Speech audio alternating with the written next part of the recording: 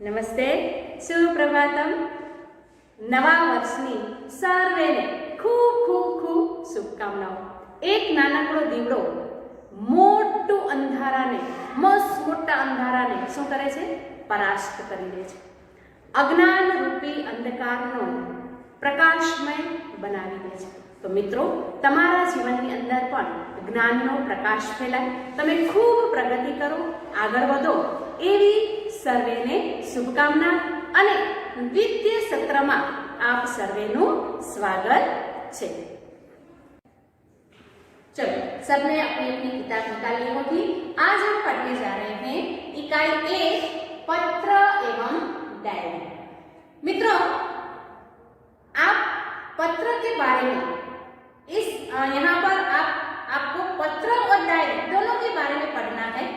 तो post card आपके घर में होगा. खास बात तो ये है कि पत्र का जमाना अब नहीं रहा है, पर पत्र जो है वो बहुत ही खास तौर पर जब कार्यालय कोई बात हो, जब किसी को शिकायत करनी हो, तब पत्र जो है वो अहम बात है. दूसरी बात कि आजकल तो हम जानते हैं कि इंटरनेट का जमाना है. मोबाइल में फट से लेकर हम एसएमएस कर देते हैं, फिर कहीं कहीं दूर पर बैठे हुए व्यक्ति के साथ हम वीडियो कॉल से बात भी कर सकते हैं.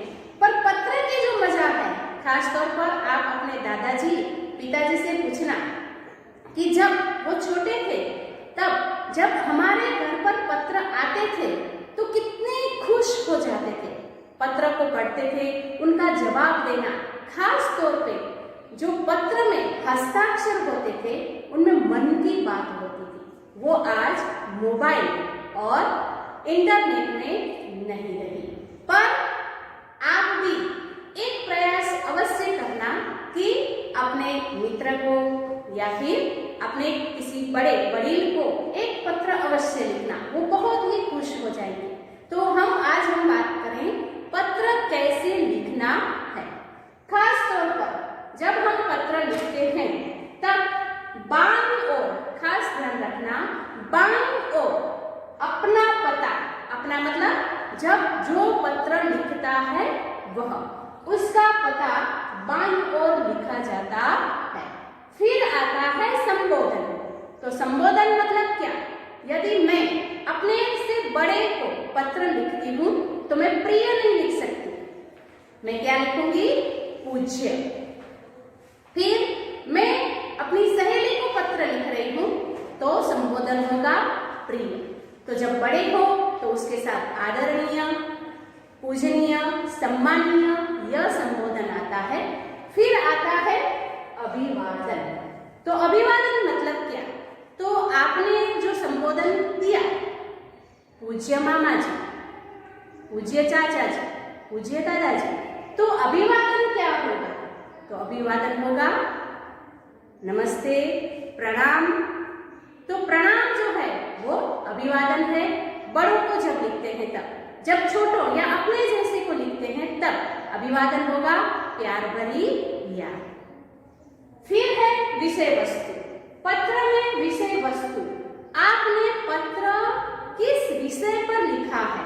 आपका पहला जो पत्र है यहाँ जन्मदिन पर है, तो जन्मदिन की बधाई देता हुआ, जन्मदिन का न्योता देता हुआ जब हम पत्र लिखते हैं तो वह जो सारी बातें हैं कि आप जन्मदिन कैसे मनाओगे, तो वो सारी बातें विषय वस्तु में आएंगी.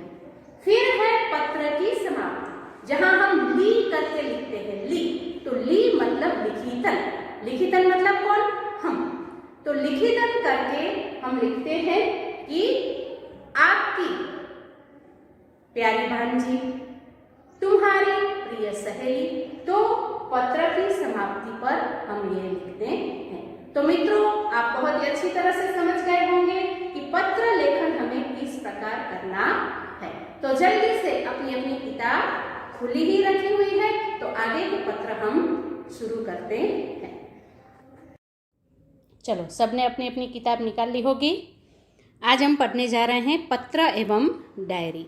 तो पत्र जो है वह खास तौर पर पत्रों में विस्तार से अपनी बात व्यक्त की जा सकती है. फिर दूसरे साधनों से पत्र जो है वो सस्ता है और ख़ास तौर पर अधिकारियों तक अपनी बात पहुंचाने, शिकायत करने, आवेदन या प्रार्थना आदि के लिए केवल पत्रों का ही सहारा लिया जा सकता है, अन्य साधनों का नहीं। यहाँ हम देख सकते हैं पत्र लेखन में पहला जो पत्र है वो निमंत्रण पत्र है। जन्मदिन के अवसर पर उपस्थित रहने के लिए मित्र को निमंत्रण पत्र। मित्रों, यहाँ हम पत्रों के बारे में ही पढ़ने वाले हैं, तो उदाहरण के तौर पर हम यह एक ही पत्र लेंगे। जन्मदिन के अवसर पर उपस्थित रहने के लिए यहाँ ये जो पता दिया गया है 90 बुद्धनगर सोसाइटी, लिंबायत, सूरत, 8 अगस्त 2011, प्रिय मित्र स्नेहल। तो यह जो है ऊपर का जो एड्रेस है वह है साहिल का है, मतलब जिसने पत्र लिखा है उसका पता यहाँ लिखा हुआ है।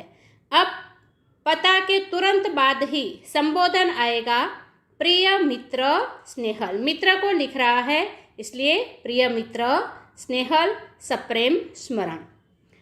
तुम्हें यह जानकर खुशी होगी कि अगले रविवार को मेरा जन्मदिन है। इस बार तो छुट्टी के दिन ही मेरा जन्मदिन है, इसलिए मैं अपने सभी मित्रों को बुलाना चाहता हूँ और उन सबको आज निमंत्रण भेज रहा हूँ। तुम जानते ही हो कि सालगिरह की खुशी बहुत ही होती है। उस दिन हमारे सारे रिश्तेदार भी आएंगे, दोस्त भी आने वाले हैं, जैसे विपिन, साजिद, प्रशांत, सानिया आदि सब अवश्य आएंगे। तो मैं चाहता हूँ कि तुम भी उस दिन यहाँ जरूर आओ। यदि तुम नहीं आओगे तो हम सबको बुरा लगेगा। हम तो उस दिन सारा समय आनंद में बिताना चाहते हैं।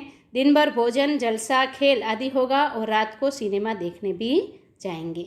मुझे आशा है कि इस अवसर पर तुम जरूर आओगे और मेरे उत्साह में आकर आनंद को बढ़ाओगे। तुम्हारे माता पिता को सादर चरण स्पर्श, छोटे भाई कमल और बहन संगीता को प्यार। तुम्हारे आगमन की प्रतीक्षा करूँगा। तुम्हारा मित्र साहिल। तो साहिल ने यह पत्र लिखा हुआ है अपने मित्र स्नेहल को। अब जो है वो बधाई पत्र है। वो जो था वो जन्मदिन पत्र था, अब यहाँ पर बधाई पत्र है। और वो कौन लिख रहा है? स्नेहल अपने मित्र साहिल को लिख रहा है, क्योंकि वह जन्मदिन पर पहुँच पाएगा नहीं। बधाई पत्र के बाद तीसरा जो पत्र है वह है आश्वासन पत्र। खेल महाकुंभ में असफल मतलब कि अच्छा प्रदर्शन नहीं करने पर सखी को आश्वासन पत्र। आश्वासन कैसे दिया जाता है? तो आश्वासन पत्र यहाँ पर है। खेल महाकुंभ में जो जागृति है वह असफल हुई है, इसलिए कौन सी प्रतियोगिता में? तो चक्र फेंक प्रतियोगिता में वो असफल हुई है। इसलिए अवनी जो है वह जागृति को क्या दिला रही है?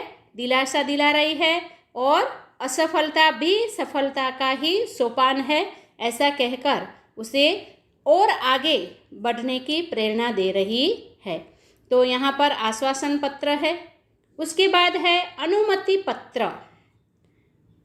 प्रवास में जाने की अनुमति के लिए पिता को पत्र।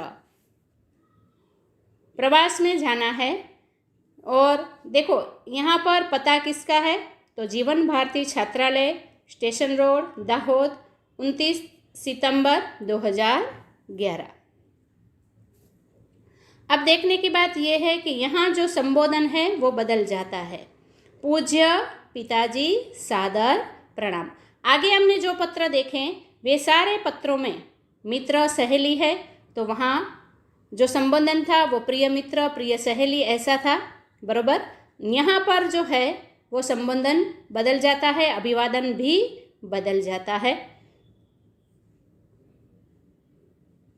आपका पत्र मिला, सबकी कुशलता जानकर बड़ी खुशी हुई। आप मेरी जरा भी चिंता ना करें। आपको सूचित करते हुए मुझे खुशी हो रही है कि हमारी कक्षा के सब विद्यार्थी अगले महीने की 17 तारीख को अजंता एलोरा की गुफाएं देखने जाने वाले हैं। मैं भी उस प्रवास में सम्मिलित होना चाहता हूँ। मतलब वो अपने पिताजी से क्या मांग रहा है? अनुमति मांग रहा है कि सारे जो छात्रालय, पुत्र जो है वो कहाँ रहता है? छात्रालय में रहता है, जीवन भारती छात्रालय में रहता है, और वहाँ से अपने पिता को प्रवास में जाने के लिए अनुमति मांग रहा है। स्कूल बस की व्यवस्था की गई है। यह प्रवास 3 दिन का रहेगा और 800 रुपये का खर्च आएगा। इस प्रवास में बहुत से दर्शनीय स्थल देखने को मिलेंगे। मेरे सभी साथी मनुष, साहिल, श्रेया, जाकिर, वहीदा, गुरमीत और डेविड भी इस प्रवास में जाने वाले हैं। मैं भी इस प्रवास में शामिल होना चाहता हूँ। आप पत्र द्वारा इस प्रवास के लिए मुझे अनुमति देने और 800 रुपये मनी ऑर्डर से भेजने की कृपा करें। पूज्य माताजी को सादर प्रणाम। सोनल को प्यार। आपका आज्ञाकारी पुत्र रमेश। तो अंतिम जो शब्द है उसमें भी फर्क आया। अगले जो आपने देखे वहाँ पर क्या था? तुम्हारा मित्र साहिल शाह, तुम्हारा मित्र स्नेहल, फिर तुम्हारी सखी अवनी। तो यहाँ जो है अंतिम शब्द में भी फर्क आया। क्या फर्क आया? तो आपका आज्ञाकारी पुत्र रमेश। अब 5वां जो है वह है प्रार्थना पत्र। छुट्टी के लिए प्रधान अध्यापक को पत्र, रजा चिट्ठी जिसे हम कहते हैं। तो ये जो है वह देसाई फलिया से भावनगर 23 फरवरी 2011 से लिखा गया है। सेवा में श्री आचार्य महोदय, DA सार्वजनिक विद्यालय भावनगर। आदरणीय गुरुदेव। देखो यहाँ पर भी पहले क्या आया? सेवा में, फिर आदरणीय गुरुदेव। तो मतलब किस पर यह लिखी हुई है चिट्ठी, पत्र किस पर लिखा हुआ है? तो आचार्य महोदय पर लिखा हुआ है। और वह जो है वो कहाँ जाना चाहता है? तो छुट्टी लेना चाहता है। देखो किस प्रकार यह लिखा जाए, प्रार्थना पत्र कैसे लिखते हैं वो ध्यान से देख लीजिए। सभी ने निवेदन है कि मेरी बहन की शादी आगामी 27 तारीख को निश्चित की गई है। मैं उसका इकलौता भाई हूँ। हम लोगों के यहाँ शादी की कितनी धूम रहती है, इससे तो आप अनजान नहीं हैं। तो मैं 24 से 28 5 दिन तक विद्यालय में उपस्थित नहीं हो सकूँगा। पिताजी का पत्र इस प्रार्थना पत्र में के साथ भेज रहा हूँ। आशा है आप मुझे यह अवकाश प्रदान करने की कृपा करेंगे। यहाँ शब्द आया अवकाश, तो यह अवकाश मतलब छुट्टी। इसके लिए मैं सदैव आपका कृतज्ञ रहूँगा। आपका आज्ञाकारी छात्र मनोज पटेल, क्रमांक 25, वर्ग 8 अ। तो ये हुआ प्रार्थना पत्र। अब है कार्यालयी पत्र। जब किसी भी कार्यालय में पत्र लिखना हो, शिकायत करनी हो या कोई किसी के बारे में कुछ कहना हो, तब जब कार्यालय कोई बात होती है तो कार्यालय में किस प्रकार से पत्र लिखा जाता है वो यहाँ पर है। स्वास्थ्य अधिकारी को गंदगी के बारे में शिकायती पत्र। यह जो पत्र है वह शिकायती पत्र है कि स्वास्थ्य अधिकारी को गंदगी के बारे में सूचित करना है। तो यहाँ तारीख 20 मई 2011, सेवा में स्वास्थ्य अधिकारी महोदय, महानगर पालिका बड़ौदा।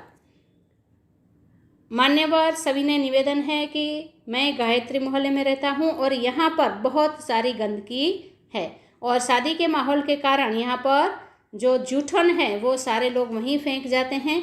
इसलिए गंदगी को दूर करने के लिए इन्होंने पत्र लिखा हुआ है और शिकायत की हुई है। कौन है पत्र लिखने वाले? तो विनम्र सेवक सुरेश भाई म परमार, गायत्री मोहल्ला बड़ौदा। देखो यहाँ जो पता है वो नीचे आ गया, तो ये भी खास ध्यान रखने की बात है। फिर आगे है व्यवसायिक पत्र। व्यवसायिक पत्र, व्यवसाय को लगने वाला पत्र। पुस्तक भेजने के लिए पुस्तक विक्रेता को पत्र। तारीख 10 जुलाई 2011। सेवा में व्यवस्थापक श्री गजानन पुस्तकालय, सुभाष रोड, वलसाड। महोदय, मुझे निम्नलिखित पुस्तकों की आवश्यकता है, उन्हें आप डाक से भेजने की कृपा करें। अब देखो, यह व्यावसायिक जो पत्र है, यह पत्र इसके जैसा यही नहीं पर इसके जैसा व्यवसाय से जुड़ा हुआ पत्र आपको गृह कार्य में करना है। साथ में ये भी कह दूँ कि जहाँ जहाँ जिस पत्र के नीचे समानार्थी शब्द आए हैं, पहले आप समानार्थी शब्द लिखोगे और उसके बाद यह व्यावसायिक पत्र लिखोगे। आप व्यावसायिक पत्र में क्या लिख सकते हो? तो आपको आपकी कोई माल सामान मंगवाना है, जैसे अभी आपने लॉकडाउन दरमियान देखा होगा कि रिलायंस से, डीमार्ट से, कोई दुकानों से, जो आपकी किराने की दुकानें हों, कोई और मॉल से आपको सामान मंगवाना था किराने का, तो आपकी मम्मी क्या करती है कि मुझे मूंग दाल चाहिए, मुझे गुड़ चाहिए, ये चाहिए, ये चाहिए, तो सारा लिस्ट देती है दुकानदार को और फिर वो आपके घर पर भेज देते हैं 1-2 दिन में। तो ये व्यावसायिक पत्र है। तो चलो देखें आगे कहाँ लिखा हुआ है। तो गजानन पुस्तकालय, सुभाष रोड, वलसाड को उनके पास से प्रीति शाह ने ये पुस्तकें मंगवाई हुई हैं। कौन कौन सी पुस्तकें हैं? तो नन्हा कोश। तो नन्हा कोश उनके लेखक भी सामने लिखे हुए हैं, क्योंकि किताबें तो बहुत सारी होती हैं, नन्हा कोश और किसी ने भी लिखा होगा। तो नन्हा कोश के लेखक कौन? तो श्री रतिलाल नायक। फिर नालंदा विशाल शब्द सागर, श्री नवल जी। बृहद हिंदी शब्दकोश, डॉक्टर श्याम बहादुर वर्मा, डॉक्टर धर्मेंद्र शर्मा। साहित्य मुहावरा लोकोक्ति कोश, हरिवंशराय शर्मा। तो ये 4 पुस्तकें प्रीति जी को चाहिए और वो 4 पुस्तकें जो हैं वो मंगवाती हैं। कहाँ से मंगवाती है? तो गजानन पुस्तकालय से मंगवाती हैं, वलसाड से। अब देखो नीचे जो है वो अंतिम शब्द में भी बहुत फर्क आ गया। भवदीय प्रीति शाह। लिखितन नहीं लिखा हुआ है, आपकी प्रिय नहीं लिखा है, बराबर क्या लिखा है? भवदीय प्रीति शाह, शांति भवन, MG रोड, राजकोट। तो आपने खास 2 बातें नोट की होगी व्यावसायिक पत्र में और यहाँ दोनों में जो पता है वो कहाँ आया, एड्रेस जो है वो कहाँ आया? नीचे आया, बराबर। तो ये हुआ व्यावसायिक पत्र। अब जो डायरी लेखन है वो हम अगले वीडियो में देखेंगे। डायरी के बारे में पूरी जानकारी जो है वो हम अगले वीडियो में देखेंगे। आपने पत्र के बारे में समझ लिया होगा कि पत्र कैसे लिखा जाता है। खास बात ये ध्यान रखनी है पत्र लेखन के बारे में कि पत्र जब हम लिखते हैं तब उसमें बाईं ओर ही एड्रेस पता आता है, संबोधन भी बाईं ओर आता है, फिर विषय वस्तु, अभिवादन और उसके बाद अंतिम शब्द में जो आता है, अंतिम चरण में जो भी हम शब्द लेते हैं तो समाप्ति पर आने वाला शब्द जो है तो वह भी बाईं ओर ही आता है। तो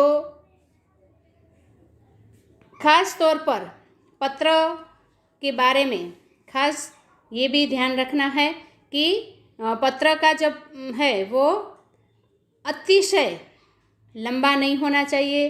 फिर सर्वनाम जो है वो खास तौर पर हमें ध्यान से लिखना चाहिए। मित्र या सखी हो तो उनके लिए हम तुम सर्वनाम कर सकते हैं, पर जब बड़े को हम लिख रहे हैं तब उनके लिए आप सर्वनाम का प्रयोग करना चाहिए, बराबर। उसमें अपना पूरा पता और नाम, तारीख लिखनी चाहिए ताकि कभी कभी यदि हमारा पता बदल गया हो तो हमने जो पता लिखा है या सामने वाला का पता बदल गया हो, हमें पता नहीं है, तो वह जो हमने जो पत्र लिखा है वो पत्र हमारे पते पर वापस आ सकता है।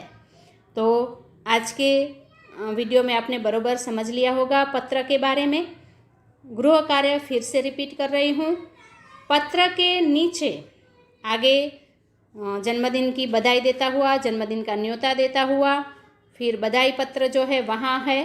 तो जो जो समानार्थी शब्द आए वो समानार्थी शब्द आप लिखेंगे। और ये जो व्यावसायिक पत्र है वो व्यावसायिक पत्र इसके जैसा, ये नहीं, इसके जैसा व्यावसायिक पत्र आपको गृह कार्य में लिखना है। फिर मिलेंगे। धन्यवाद। स्वस्थ रहें, मस्त रहें, खुशहाल रहें।